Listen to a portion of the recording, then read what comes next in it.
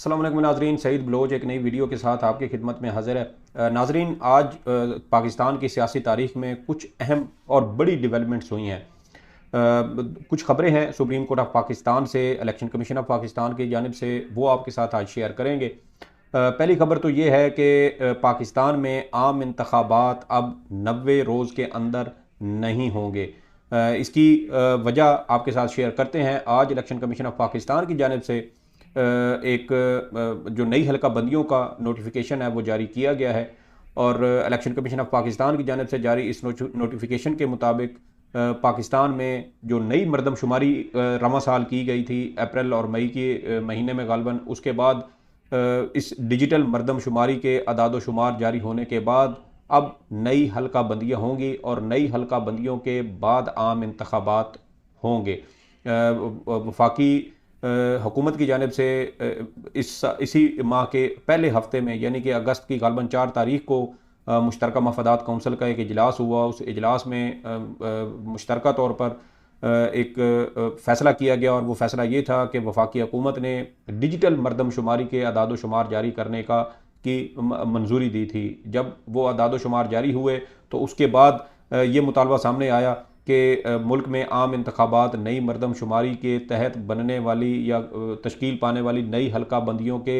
बाद होने चाहिए। पाकिस्तान पीपल्स पार्टी की जानिब से भी मुश्तरका मफादात कौंसिल में नई मरदमशुमारी की मंजूरी दी गई थी, और अब आज इलेक्शन कमीशन ऑफ पाकिस्तान की जानिब से इसके ऊपर बाकायदा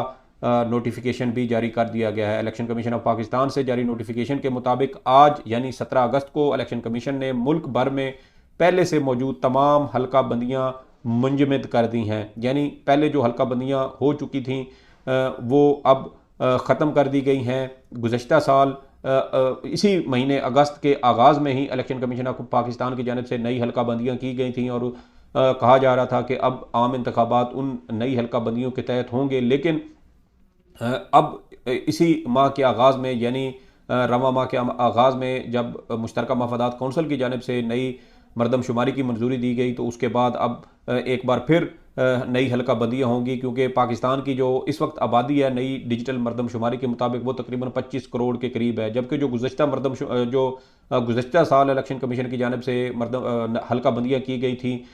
वो 2017 की मरदमशुमारी के मुताबिक थी, यानी उस वक्त तकरीबन पाकिस्तान की आबादी 22 करोड़ के लगभग कही जा रही थी। तो अब ये 3 करोड़ की आबादी का फ़र्क आया है, और उसके बाद अब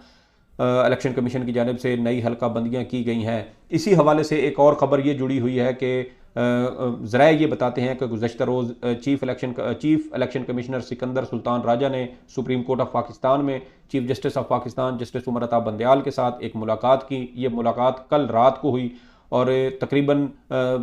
2 घंटे के करीब ये मुलाकात सुप्रीम कोर्ट ऑफ पाकिस्तान में जारी रही। ज़राए ये भी बताते हैं कि इस मुलाकात के दौरान हल्का बंदियों का मामला, आम इंतखाबात के मामलात समेत दीगर काफ़ी जो कानूनी और आइनी अमूर थे, नुकात थे, उनके ऊपर सैर हासिल किस्म की गुफ्तगू की गई। और उसके बाद आज इलेक्शन कमीशन ऑफ पाकिस्तान की जानिब से एक बड़ा फैसला सामने आया और नई हल्का बंदियों का नोटिफिकेशन जारी किया गया। 4 महीने इलेक्शन कमीशन ऑफ पाकिस्तान की जानिब से हल्का बंदियों के ऊपर जो है वो लगाए जाएंगे। यानी आज 17 अगस्त को ये नोटिफिकेशन हुआ, और 14 दिसंबर यानी रवां साल के आखिरी महीने की 14 तारीख को इलेक्शन कमीशन ऑफ पाकिस्तान हल्का बंदियों की हतमी अशात करेगा। जब हल्का बंदियों की हतमी अशात यानी 14 दिसंबर को ये हो जाएगी, तो उसके बाद फिर election commission of Pakistan election programme जारी करेगा। इलेक्शन प्रोग्राम इलेक्शन एक्ट के तहत कम अज़ कम 54 रोज़ पर मुश्तमिल होना चाहिए, यानी कि तकरीबन 2 माह का टाइम जो है वो इलेक्शन प्रोग्राम के ऊपर भी लग जाएगा। तो इस तरीके से जो आम इंतखाबात हैं वो आइंदा साल मिड फरवरी में, फरवरी के वस्त में, या फिर मार्च के आगाज़ में होने का इम्कान अब नज़र आ रहा है। मुख्तलिफ हल्के इस बात की पहले ही निशानदेही कर रहे थे कि पाकिस्तान में आम इंतखाबात आइंदा साल यानी फरवरी या मार्च 2024 में होंगे। और अब इलेक्शन कमीशन की जानिब से जो नई हल्का बंदियों का नोटिफिकेशन जारी किया गया है उसके मुताबिक अब जो आम इंतखाबात हैं वो आइंदा साल होते हुए ही नज़र आ रहे हैं। इस हवाले से पाकिस्तान पीपल्स पार्टी का एक मौक़िफ़ ये था कि आम इंतखाबात 90 रोज़ के अंदर होने चाहिए, लेकिन अब कोई और ऐसी सूरत हाल नज़र नहीं आती कि इलेक्शन 90 रोज़ के अंदर हो सकें, क्योंकि 4 महीने तो सिर्फ अब हल्का बंदियों पर लगेंगे और हल्का बंदियाँ मुकम्मल होंगी तो उसके बाद फिर election commission of Pakistan election programme जारी करेगा। वो भी 54 रोज़ का होगा, यानी कि तकरीबन 2 महीने वो हो जाएंगे। तो फिर आप जब उसको 14 अगस्त में वो दिन ऐड करें तो वो फिर मिड फरवरी या फिर अर्ली मार्च जो है वो हो सकता है, या फरवरी के आखिरी दिनों में भी ये इलेक्शन मुमकिन तौर पर हो सकते हैं। अब बज़ाहिर जो सूरत हाल इस वक्त बनती हुई नज़र आ रही है वो ये है कि शायद इलेक्शन को मौखर करने में तमाम जो स्टेक होल्डर्स हैं वो इस पर मुत्तफिक नज़र आते हैं। ज़राए जैसे कि मैंने आपको बताया कि गुज़श्ता रोज़ सुप्रीम कोर्ट ऑफ पाकिस्तान में चीफ इलेक्शन कमिश्नर ने चीफ जस्टिस ऑफ पाकिस्तान से मुलाकात की और इस मुलाकात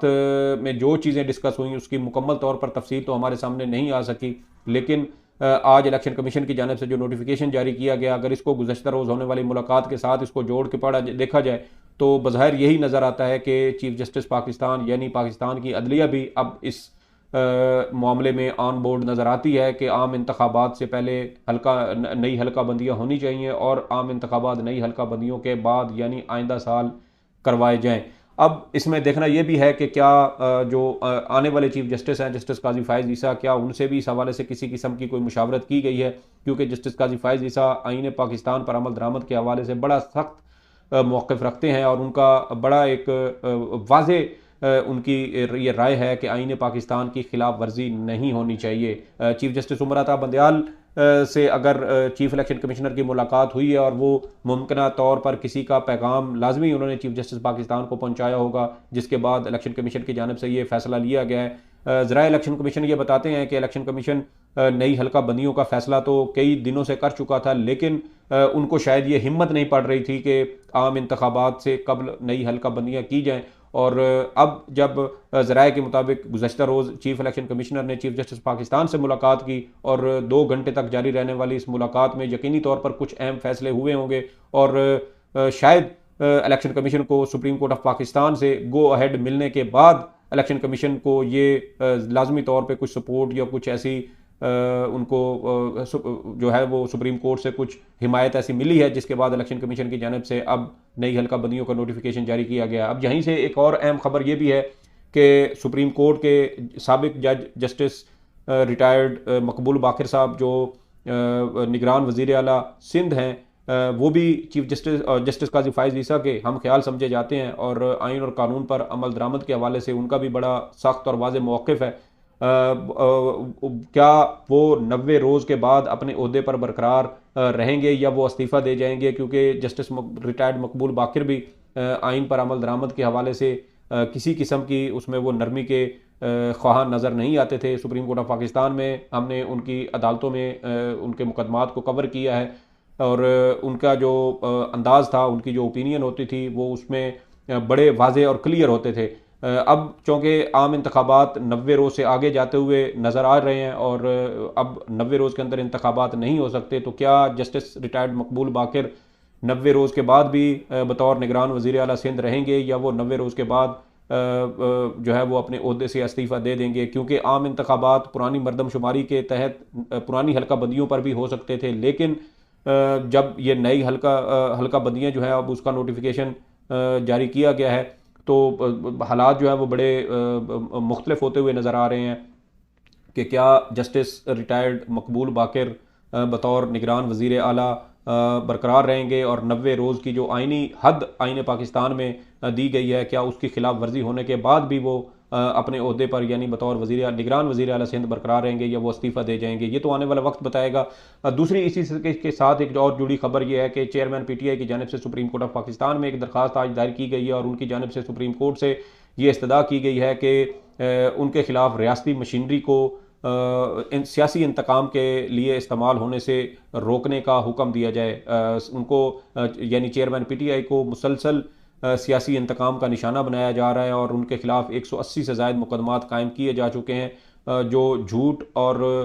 जैली मुकदमात हैं और उनकी जानिब से सुप्रीम कोर्ट ऑफ पाकिस्तान से ये दरख्वास्त की गई है कि उनके खिलाफ उनको इस हवाले से रिलीफ दिया जाए। ये दरख्वास्त आज चेयरमैन PTI की जानिब से सुप्रीम कोर्ट ऑफ पाकिस्तान में दायर की गई है। इस्लामाबाद हाई कोर्ट से चेयरमैन PTI को बज़ाहिर कोई रिलीफ मिलता नज़र इसलिए नहीं आता क्योंकि chief justice Islamabad high court ख़ुद बार बार जो है वो